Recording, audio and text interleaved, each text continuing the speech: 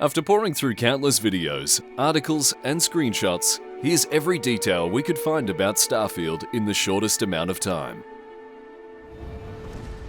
Starfield is the newest action role-playing game by Bethesda Softworks, best known for their work on both Skyrim and Fallout 4. The game takes place in what's called the Settled Systems, a region of space that extends outward from the Earth about 50 light-years. The year is 2330, and humanity has managed to colonize many planets among the stars. The two biggest factions in Starfield are the United Colonies and the Free Star Collective, both of which were involved in what was called the Colony War, 20 years prior to the game's setting. The player themselves take the role of a member of Constellation, an organization of space explorers. Constellation is described as an almost mythical group within the world of Starfield, and the last true explorers of the galaxy. It is implied that the main story will be based around discovering alien artifacts. There is no other indication of intelligent life within the game. However, aggressive and non-aggressive creatures appear to be abundant. Creatures within Starfield were designed to feel native to their environment, as opposed to being completely alien. The Starfield art team refers to the world as NASA-punk. It is described to be advanced, whilst also being grounded and relatable. The currency within Starfield are credits. Gameplay. Like previous Bethesda titles, the player has a traditional health bar. The HUD appears to be scaled down from previous entries, with a compass acting as a minimap and an ammo counter below the health bar. The game can be played in first and third person interchangeably. Players will be able to survey planets. This will involve scanning a number of plants, animals, and resources while on foot. Players are granted experience and rewards for both fully surveying a planet and entirely surveying a system. Resources can be collected with a mining tool. Fishing will not be present within Starfield. Looting people and creatures appear almost identical to past Bethesda games. Creatures are implied to drop pigments. This might be what's used to color a player's spacesuit. Carrying capacity is present in Starfield in the form of mass. There seems to be a bigger emphasis on levels in Starfield, with all enemies having a specific level, including enemy ships. Much like the Pip-Boy from Fallout, Starfield will feature a data menu. From here, players can access their skills, their ship, their missions, and their inventory.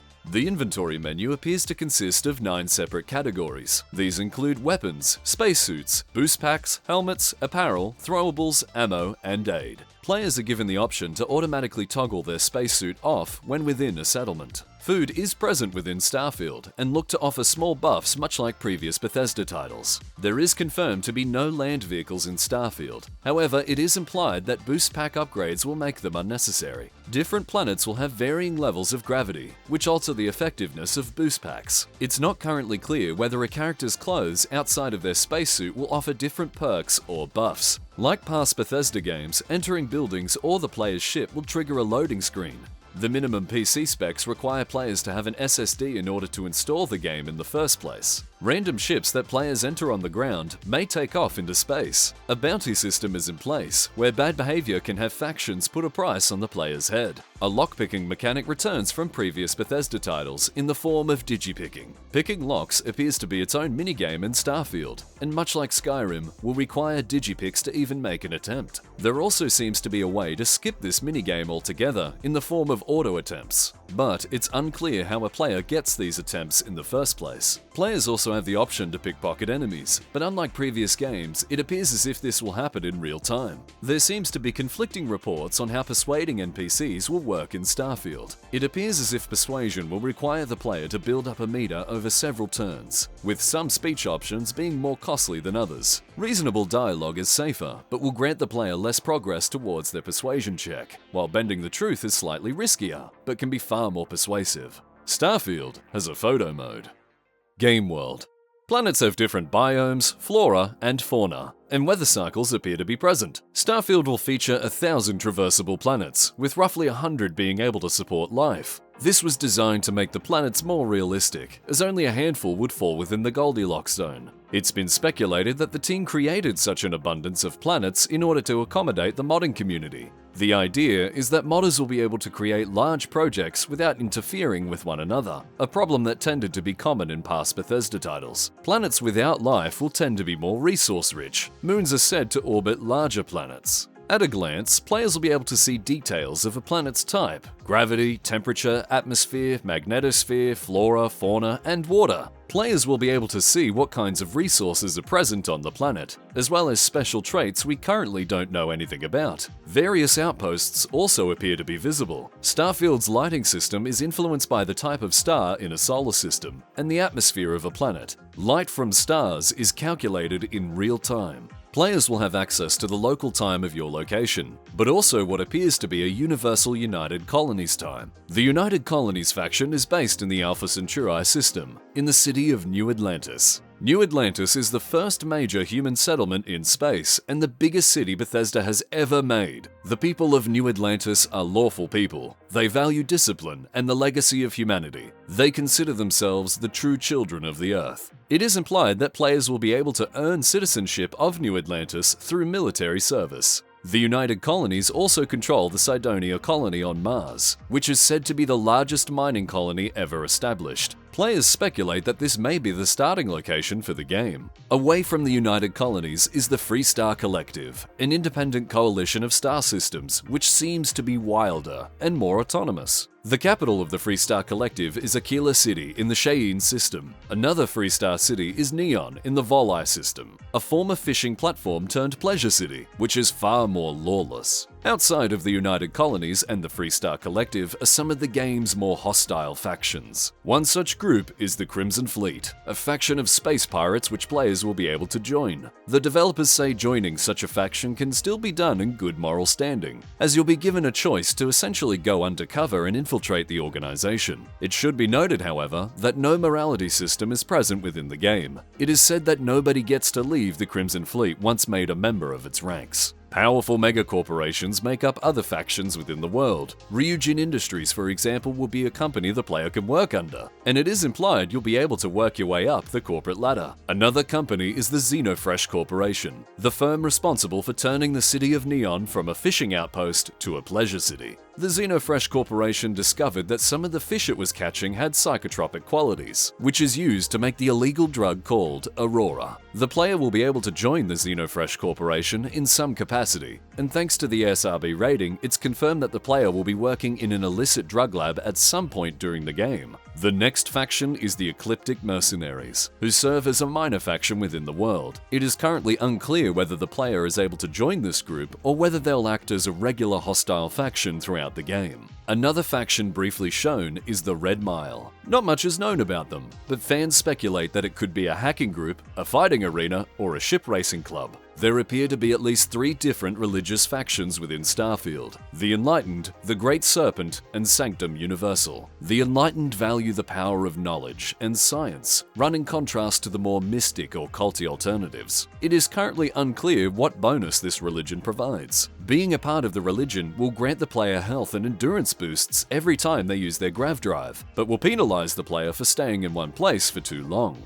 The third confirmed faction is Sanctum Universal, and although not much is known about them, their bonuses appear to be discounted prices to others who follow such a faith. Players will be able to create their character to already be a part of these religions, but it's speculated that it will be also possible to join them in one way or another. It is implied that Earth will be explorable, but many fans speculate that the planet has been ravaged by war, a natural disaster, or climate change. Some fans believe this shot is the St. Louis Gateway Arch, while others theorize it could be some kind of alien structure. It's been speculated that players will be able to purchase property within major cities. A single radio station will be available in Starfield, but this will likely be localized to a single unnamed location. We can speculate that this will likely be related to the Settled Systems news network, which is based in New Atlantis. Interestingly, there has also been evidence that the Settled Systems news network has a presence in the Free Star Collective colonies. Weapons and combat.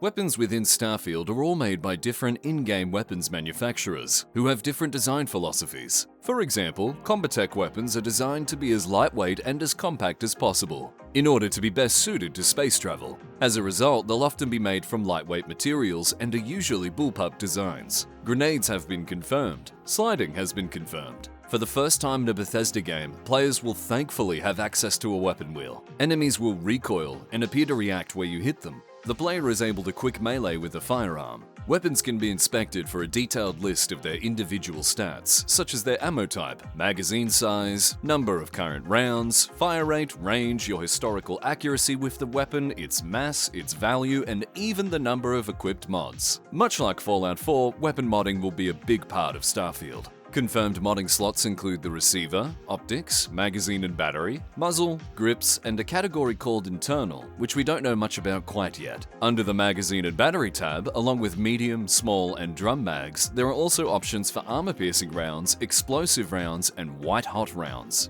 Other confirmed mods include laser sights, thermal scopes, and suppressors. It appears as if helmets can be modified to have internal thermal scopes. This will highlight enemies even when playing in third person. Melee mods are assumed to be in the game, but we've yet to see what this might look like. It also appears as if both weapons and gear will come in 4 different tiers. Common weapons will have no special bonuses, rare weapons will have 1 special bonus, epic will have 2 bonuses, and legendary will have 3. These will be similar to those found in Fallout 4, such as doing 30% more damage against a certain enemy type, or a chance to set an enemy on fire. Players will be able to discover these higher tiered effects, but it's unclear if these can be applied with the modding system. Installing mods appears to cost a small amount of materials. Fired weapons within Starfield appear to be broken up into physical, energy, and electromagnetic damage. Physical weapons seem to be traditional firearms. Electromagnetic weapons are evidently propelled electromagnetically, and energy weapons look to shoot lasers. Players are able to wear different types of spacesuits, which will all have different resistances for each aforementioned weapon type. On top of this, they'll also have a resistance rating for thermal, corrosive, and radiation damage, which is presumably to survive on certain planets. There also appears to be an airborne stat for each spacesuit, which could indicate how well it synergizes with boost packs. Helmets seem to have the same function as spacesuits. It appears as if players can suffer from health ailments such as radiation poisoning. From what we can tell, these ailments will limit a player's maximum health. Players will have to keep an eye on their oxygen levels when in a hazardous environment, as this is a limited resource. When fighting in low-gravity environments, shooting ballistic weapons will make a player float backwards. This will not happen with laser-based weapons. Players will be able to take advantage of environmental hazards in combat. Shooting a cryotank, for example, can flash freeze an enemy, causing them to become encased in ice. Critical hits are a feature in Starfield, though how this works is still yet to be properly understood. Players seem to have access to some kind of space magic, which allows them to disarm all enemies in a particular area. Some fans speculate that this will be part of a bigger system of power, likely tied to alien artifacts. This is given weight by the data menu having the top option removed in the 2023 Starfield Direct, while the 2022 showcase clearly had an additional option in the same place. Character and progression. Unlike Fallout 4, the player character appears to be mute. Players are able to make their own customizable character, starting with a choice of 40 preset faces, which can then be entirely modified. The player is able to customize their character to be any level of muscular, heavy, or thin, as well as choosing their body type and walk style. Players can later change their character's appearance at a genetics facility. There appears to be around 45 different hairstyles within the game. Players will also need to pick 3 backgrounds for their character, which will grant them a set of starting skills. Backgrounds do not come with any negative side effects, but will affect how some other characters treat you. There are at least 16 confirmed backgrounds within Starfield, but this is not the exhaustive list. Viewers can pause here to read the list for themselves. We currently only know a handful of bonuses for some of the backgrounds. The chef will be able to craft specialty food and drinks and deal 10% more melee damage. The combat medic will deal more damage with pistols, heal 10% more health with a medpack, and have 30 more health overall. Cyber runners specialize in a sneaky playstyle and have the ability to hack advanced locks. Diplomats will have increased chance of success with speech challenges and start with 30 more health. And explorers deal 10% more damage with laser weapons. This is all merely the tiny amount of information about backgrounds that we can currently confirm, and anything else that we say would be purely speculation. All backgrounds are designed to be useful in one way or another, and often in times a player may not expect. For example, players taking on a hunter job with the Beast Hunter background will be able to charge double for their services. Traits. Players will have the option of choosing up to 3 traits, which will all have advantages and disadvantages. There are at least 17 different traits that we know of, but likely more that haven't been revealed. The following is a list of traits and what they do, so viewers can feel free to skip this part if things are moving too slowly. Alien DNA had the player volunteer to be an experiment that gives them a significant increase to their HP pool and endurance, but healing items consequently have a lower level of effectiveness. The Dreamhouse trait will give the player a home among the stars. However, it comes with a mortgage and payments being due weekly. In the June 2022 gameplay reveal, this was a total of 50,000 credits to the in-game goal bank. It is unclear if this has been modified since the showcase. Empath will allow the player to boost the effectiveness of their companions by doing actions that they like. But this also means that they don't fight as well when you make them angry. Extrovert gives the player a small boost when adventuring with companions, but less when alone. As you might guess, Introvert acts as the complete opposite. The Freestar Collective Settler trait grants access to unique dialogue options and better rewards by those among the faction,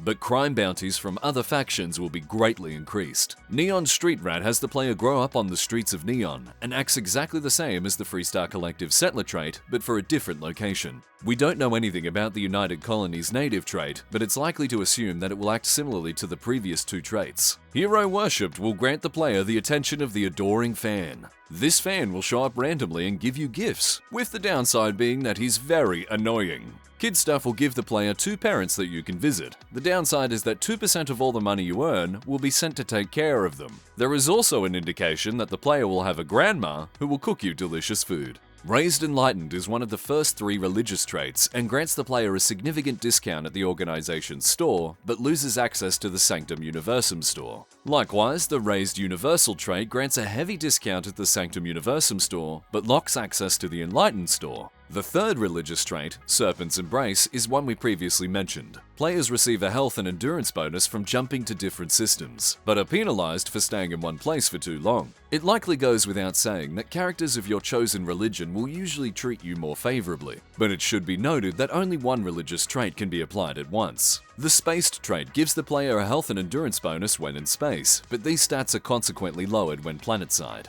The effects of the Terra Firma has yet to be revealed, but it stands to reason that it would be the opposite of the Space trait. No information is given on the Taskmaster trait, however it's speculated to be related to the Outpost building, or running a crew. The Wanted trait gives players a damage buff when their health becomes low, with the catch that mercenaries will occasionally show up to collect your bounty. Nothing is currently known about Unwanted Hero. It's been said that there's an associated quest tied to each trait, which allows players to remove the negative effect of each chosen bonus.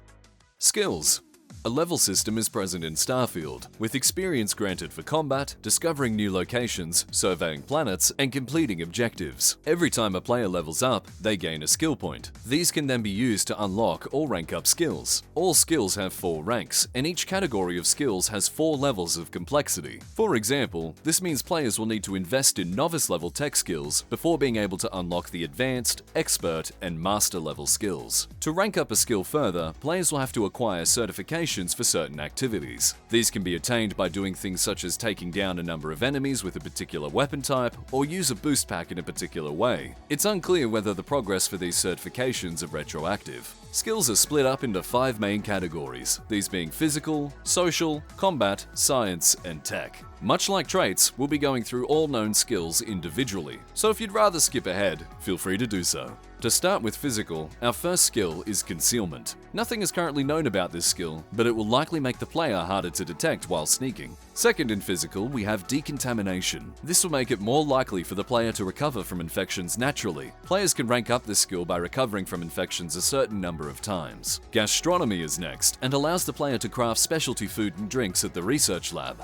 Not much is known about martial arts, other than that it increases your damage from unarmed attacks. Ranking up appears to require players simply dealing damage from unarmed strikes. Neurostrikes appears to be another unarmed skill, and it's speculated to allow players to stun enemies. Likewise, not much is known about stealth, but it's likely to do with either sneaking or dealing more damage with silence weapons. We already know that sneak attacks grant players a heavy damage bonus, and this bonus is likely able to be raised in some capacity. Weightlifting will increase a player's carrying capacity by a certain amount. We currently don't know how this skill will be leveled up. Wellness is a straightforward skill which increases the player's HP by 30. It's likely that at higher levels, more complex bonuses will be applied. We now start with the social skills, and first up we have bargaining. The first rank allows the player to buy items for 5% less and sell them for 10% more. Next up we have commerce. Nothing is actually known about this skill, but it seems to imply that the player can start up their own business. Take this with a grain of salt. Intimidation is a skill we actually know quite a lot about, as it allows the player to force NPCs to stop fighting. At higher ranks, players will be able to intimidate enemies that are much higher level than they are, and for a much longer period.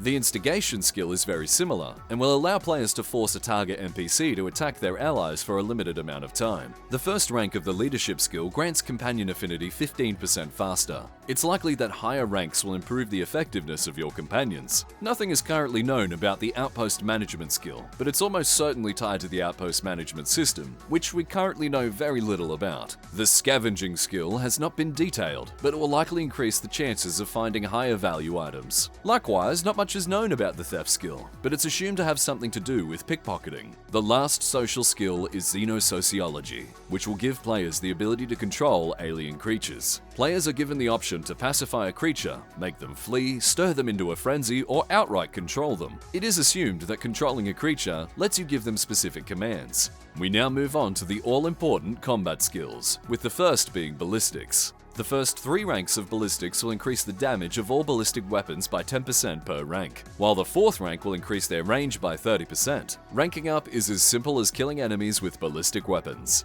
Demolitions has far less information, but appears to increase the damage and blast radius of explosive weapons. Dueling increases the effectiveness of melee weapons, with the first rank granting a 10% damage bonus. We now have heavy weapons. This has to do with the heavy weapon class, which is confirmed to have heavy machine guns, grenade launchers, and miniguns. It is assumed that this skill increases the effectiveness of this weapon class to some capacity. Next up we have lasers, and as you may have guessed, will increase the damage of laser weapons every rank. It is assumed that lasers will be especially effective against enemies with high physical resistance. Nothing is currently known about the particle beam skill, as we've yet to see any handheld particle weapons. The first point in the sniper certification skill reduces weapon sway. It is currently unclear what this skill will unlock at higher tiers. The pistol certification skill is pretty self-explanatory, as it boosts the damage of all pistol-type weapons. It is speculated that players will be able to stack bonuses from different categories. For example, a laser-based pistol could gain the benefits of both laser skills and pistol skills. Rapid reloading, as the name would suggest, increases a player's reload speed. At rank 4, players have the chance of reloading their weapon at double the speed. Both rifle certification and shotgun certification will increase the player's stats with rifle and shotgun weapons respectively. The targeting skill is interesting. It appears to increase a player's accuracy while firing from the hip. This might be best suited to run and gun builds. One skill we have no information about is marksmanship. Many would assume that this skill would be related to a sniper class of weapons, but as this is already covered in the sniper certification skill, we are left to speculate. As the icon itself seems to resemble an arrow, it may be possible that stealth archer builds will be making their way from the province of Skyrim to a place among the stars.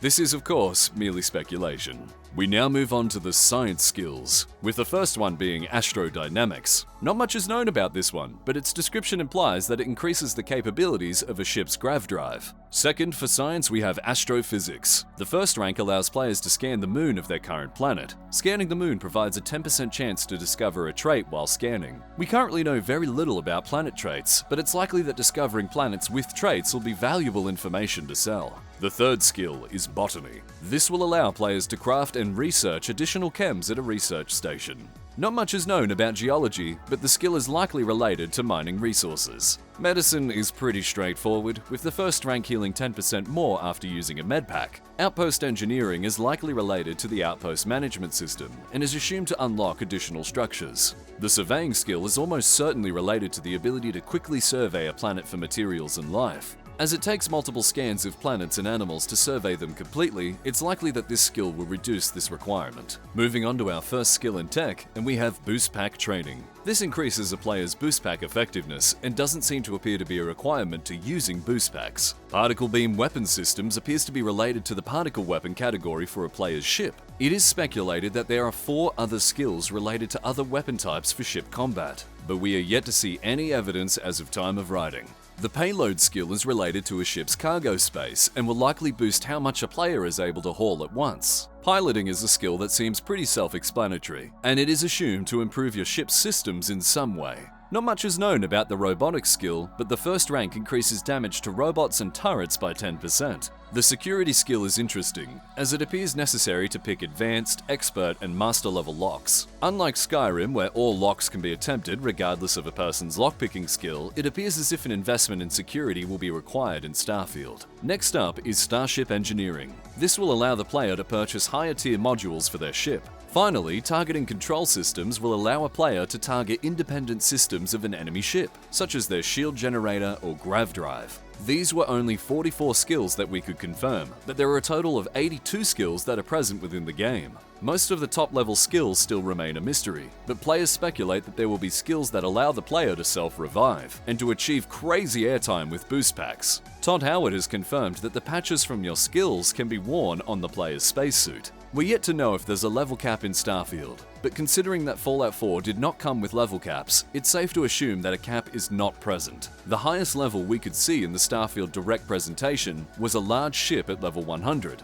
At 82 skills and 4 levels per skill, fully maxing out a skill tree would take the player 328 levels, minus 3 levels for the player's starting background skills. It seems as if star systems have different levels of difficulty, and that some systems are designed to be endgame content. Ships and space combat. A player's ship will act as a mobile home, and where the player is able to plan their journey across the stars. Players cannot freely take off and land in Starfield, nor can they fly in the atmosphere. Takeoff and landing occurs via a cutscene. Players are able to choose a custom landing spot on a planet or fly directly to a known location. It appears as if players are able to fly around within a specific solar system, but not fly between them without grav jumping. This is likely because by the time a player flies there in real time, Starfield will be available on 15 different platforms. Much like on foot, players will be able to fly ships in both first and third person. Ships will come with different grav drives, which will determine how far the player is able to jump. Distant planets may require players to either upgrade their grav drive or acquire a ship with a better grav drive installed. A contraband system is present within Starfield, and factions are able to scan your ship's cargo for illegally smuggled goods. It's not currently clear if players are able to hide contraband or use other ways to get around these scans. A player's ship will always act as a fast travel point. A big part of owning ships in Starfield is the ability to heavily customize them. It's said that smaller modifications will be available for early game players, but complete ship overhauls are intended as a mid to late game activity. The value of different ships varies dramatically. For example, the starter ship is worth just over 7,000 credits, while single high-end components can be worth over 100,000 credits on their own. For reference, a sandwich in Starfield is worth 75 credits. From the Starfield Direct showcase, we know that players will be able to own at least 9 ships at once, which implies you'll likely be able to design ships for specific activities. Ships can be retrieved from any spaceport. Every spaceport in Starfield will have a ship technician. Talking to them will allow players to buy, sell, modify, and repair your ships. Ships themselves come with 11 associated stats that will affect how they can be used. The first is cargo. This will determine the number of resources that you can hold at any one time. It is likely that ships with a large cargo capacity can make a tidy profit by running resources from one system to another, whether legal or otherwise. The next stat is the crew, which is how many people your ship can support. It seems as if some modules will need a minimum number of crew present to keep your ship running. The hull is the physical health of the ship. This isn't to be mistaken with the shield stat, which is an entirely separate HP pool. A ship's jump range indicates how far a ship can travel on a single jump. This will need to be upgraded to visit certain planets. Mobility will determine how quickly a ship can turn, which will likely be very important while engaged in combat. Top speed is how fast your ship is able to travel. However, this doesn't appear to speed up grav jumping in any way. A ship's mass indicates the heaviness of a ship. It's likely that a ship may require upgraded landers and thrusters if its mass is too high. The 3 remaining stats are for the 3 weapon slots. However, there appears to be 5 weapon types that a player is able to choose. These are lasers, ballistic weapons, missiles, particle beams, and electromagnetic weapons. Different types of damage will also affect an enemy ship differently. Energy weapons impact the shields, ballistic weapons damage the hull, and electromagnetic weapons will target specific systems. This leads us to believe that the best way to take down a ship will be regularly swapping weapons. We now get into the ship modules themselves, with the first being armor. Armor pieces are parts that can be attached to your ship which increase its overall HP. Once again, this should not be confused with shields, which is another module category. Arms models are the weapons that can be equipped to your ship, and as mentioned, these comprise of the 5 above weapon types. Grav drives will let a ship travel from one system to another, and better grav drives will allow a ship to travel further. Habitation units are areas within the ship that house you and your crew. These come in a variety of different shapes and sizes, and provide areas where players can store furniture and workstations. Ship interiors are said to be customizable in some way, but the extent of which is not yet known. Players will be able to join habitation modules to extend their interior living space. It is implied that most places on a ship are accessible by the player. Moving on, landers are where the landing gears are stowed and deployed. As mentioned, it is possible that heavier ships may require better landing gear. This isn't to be confused with a landing bay, which is where the player will enter and exit their ship. Next up, we have a ship's reactor. This is the power source of your ship, and will likely determine how many components your ship is able to handle at one time. In the Starfield official gameplay reveal, we're briefly shown an ion beam H1010 reactor, and this gives up further insight on how they might work. As we can see, it appears to generate 16 power, requires 2 crew members to operate, has a repair rate of 2, and a mass of 52. Also notable is that it has both a reactor health stat and a regular health stat. This might indicate that the reactor itself has its own health pool, while it separately contributes a different health rating to the overall health pool of the ship. This also implies that your ship's systems can be independently damaged, which may shut down certain features of your ship until they can be repaired. We can also see that the H1010 is a Class B reactor, which likely indicates its performance relative to other reactors. The cockpit determines where the pilot will sit. These components also seem to add crew slots and a small amount of cargo space. The fuel tank is obviously where a ship's fuel is stored, and it appears to be a barrier for traveling larger distances. Grav drives are powered by helium-3. The docker component is where you'll be able to dock with other ships, either friendly or hostile. Cargo holds are pretty self-explanatory, allowing the ship to carry more resources. Thruster modules are your engine and boosters. These impact your speed and acceleration. It is also likely that this will have an impact on a ship's mobility. Lastly, players will be able to add cowling to their ship. These are structural components that are mostly cosmetic, but allow players to customize the shape and silhouette of their ship. Ship components themselves also have different manufacturers, which implies that they will likely have a different design philosophy for each piece. Some may specialize in high-end luxury components, others might focus on functional boxy designs, and others may target the more cost-conscientious consumer. It is also possible that some companies can simply specialize in certain components. As it stands, we can confirm that at least 11 ship manufacturers will be present within the game. Modules appear to be extremely flexible, where they can be aligned by the player, and there doesn't seem to be any limitations to making obscure or odd ship shapes. It is currently unclear how large players can make their ships. At the end of the Starfield Direct presentation, a ship called the UC Navy Polis was clocked at around 40 meters long. But as we can see, the design space given for these ships appears to be much larger. It should also be mentioned that using some quick maths, fans have discovered that standard landing pads themselves measure to be around 40 meters in diameter. It's best to assume that this will be the size limit. All modules can be individually colored to the player's specification. There is a flight check option when customizing a player's ship, although it's not clear what this does quite yet. A big part of ship combat is the power allocation system. This allows players to distribute power to each part of the ship out of a shared pool. The total power appears to be determined by the ship's reactor. Allocating power to weapons will improve their effectiveness. Powering up the shields will increase your effective health pool. Boosting the engine will let you fly faster, and allocating power towards the grav drive will shorten the amount of time before you can make a jump. It is currently not clear how big battles can become, but the Starfield Direct showcase indicated that there could be at least 13 ships on screen at the same time. Players are able to loot the remains of a ship, much like how they would a body of an enemy on foot. Weakened ships are also able to be docked and boarded. These ships can be taken into the player's possession. With this in mind, players will be required to register ships to have the ability to customize them in any way, and this can be expensive. It seems as if docking will require the player to be within 200 meters of a ship to initiate the docking sequence. This sequence appears to happen through a cutscene. It is also possible to sell stolen ships, but it is unclear whether reputable ship technicians will buy an unregistered ship. When boarding an enemy ship, it is possible to turn off its artificial gravity. As you might expect, your own ship is able to be docked and boarded if its systems are adequately weakened. Players will also be able to visit star yards, large battleships, or luxury cruise ships. These are places that allow the player to explore on foot, much like any other location within the game.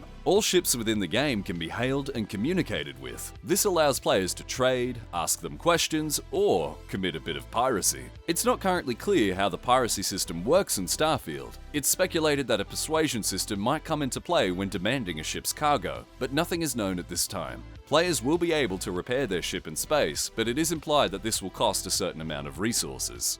Companions.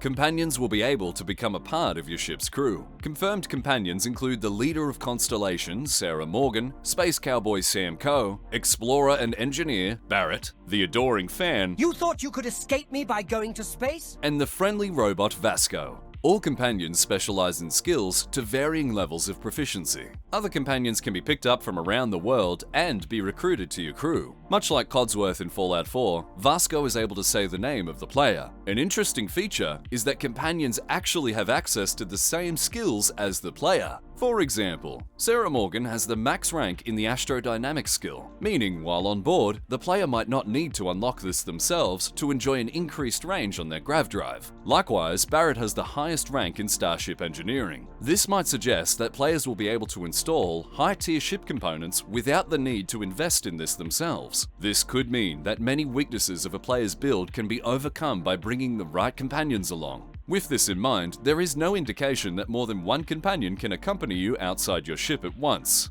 Modders might disagree. Companions will come with their own questlines, similar to Fallout 4. Romance options will be present within Starfield, however not much is known about this at the moment. Outpost management. Much like the settlement system from Fallout 4, Starfield allows the player to establish outposts. Outposts in Starfield are not predetermined locations and are able to be set up nearly anywhere on a planet. Planets and animals can be used to produce specific resources at outposts. Much like ships, outposts are made up of a variety of habitation modules, which will come in many shapes and sizes. The player is able to assign companions and crew to work at your outposts for added bonuses. It is also possible to set up extractors to generate resources passively. Unlike settlement building in Fallout 4, players are able to use a flycam to place buildings, if they'd prefer not to construct things while on foot. There appears to be a build limit for how much you can place in a single outpost. This will likely be to ensure acceptable hardware performance, so high-end PC enjoyers will likely be able to get around these limitations. The inside of outposts can also be decorated and furnished to a player's specification. It is likely that all workstations available on a player's ship will be placeable at an outpost. Unlike the settlement system in Fallout 4, where the objective was to rebuild the wasteland, outposts in Starfield seem designed to harvest materials, generate money, and upgrade the player's gear. It is not currently clear whether outposts will come under attack. Much like ships, outposts have a set of associated stats. These include cargo, production, power, and crew. Cargo seems to be how much storage is available at the outpost. This will likely mean that resource generation will stop once all available storage is filled. Production appears to be based on how many resources an outpost generates per minute. It is not currently clear if this is simply raw resources or whether players can generate more complex goods. Power is pretty self-explanatory. Power generators will produce a certain amount of power for your outpost, while other structures will need a certain amount of power to operate. Lastly, the crew stat is just how many members are present at an outpost. It's likely that people will need to be present on the outpost to keep some structures online, but not much is known about this just yet. There are dozens of different outpost structures that seem to come with different variations. Confirmed structures so far include an outpost airlock, a 4-wall hab, a hydroponics hab, a science hab, a military hab, a hexagonal hab, an industrial hallway, and a watchtower. The military hab implies that outposts can come under attack. Researching will play a big part of progression in Starfield, as players will be able to passively develop a variety of new technology throughout the game. The 5 confirmed categories of research include pharmacology, food and drink, outpost development, equipment, and weaponry. Pharmacology appears to cover healing, medicine, and performance-enhancing drugs. Outpost development will determine new types of structures you can build, as well as likely improving the efficiency of existing structures. Equipment seems to be upgrades for your armor and gear. Weaponry is pretty self-explanatory. And the food and drinks category is able to develop new and improved sandwiches. We currently don't know how many research projects will be available in Starfield, but we do know that you can research multiple projects at once, and that projects themselves will require resources to start. It seems as if many weapon and suit mods will need to be researched before the player is able to fully deck out their gear. Release date and hardware. Starfield is set to launch on the Xbox Series S and X, as well as PC on the 6th of September, with Premium Edition players getting access 5 days early. It should be noted that this Starfield will be available day one on the Game Pass, so can be played for as little as $10 a month. Xbox consoles are said to have a capped frame rate at 30 FPS, while PCs are uncapped, at whatever rate they're able to achieve. On PC, an AMD sponsor means that features such as DLSS for NVIDIA graphics cards will be disabled, and will need to be modded in by the player. On screen are both the minimum and recommended PC requirements to play Starfield. Viewers should note that a solid-state drive will be required to play Starfield, and that the game will take up at least 125 gigabytes of storage. It should be noted that although we've taken great care to research this list, we were still relying on a lot of speculation to fill in the gaps. We encourage viewers to send this video to their favorite streamer so they can watch this while they eat their lunch. And if you picked up any information we missed, feel free to add it in the comments down below. Roll the outro, editor man. What if it's me looking down on me? The world above must also be. This could go on for infinity.